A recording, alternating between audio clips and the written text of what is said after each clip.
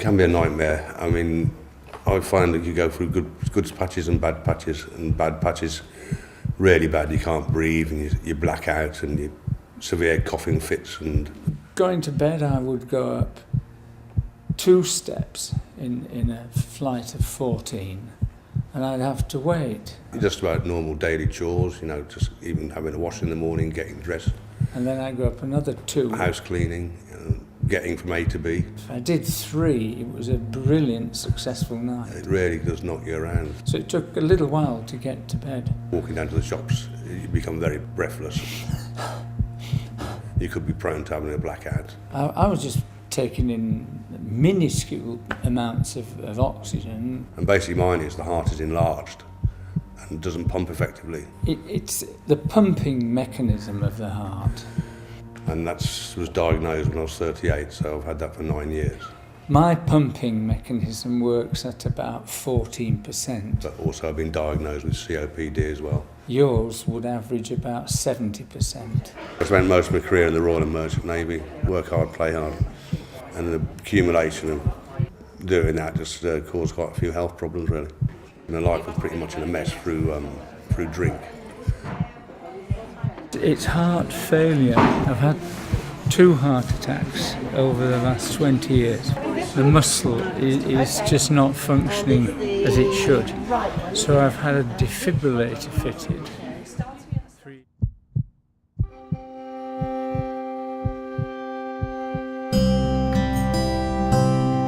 The first time I went, there was quite a lot of elderly people. I think I was the youngest one there. So I did feel a bit alienated in that respect.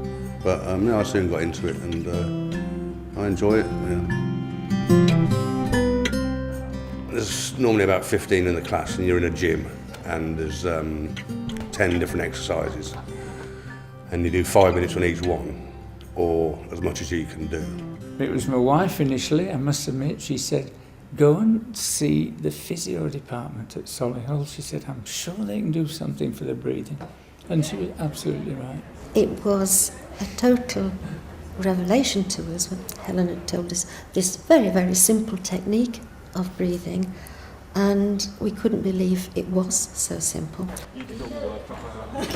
All the exercises here are designed to get you to a point where you are beginning to say, yes, this is where the heart is pumping, it's working, and you know how far you can go. It's a very individual thing. And there's a program for each person. You're timed on how well you can walk initially as an initial exercise, and if somebody sees that you're struggling with just a simple ball exercise in front of you like that, then you might only be able to do that for a minute or 2.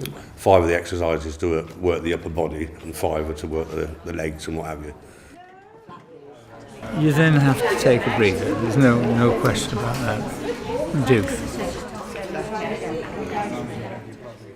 The main teaching here is how to breathe. You don't breathe properly. You breathe through your nose. That's not breathing. You should get into the diaphragm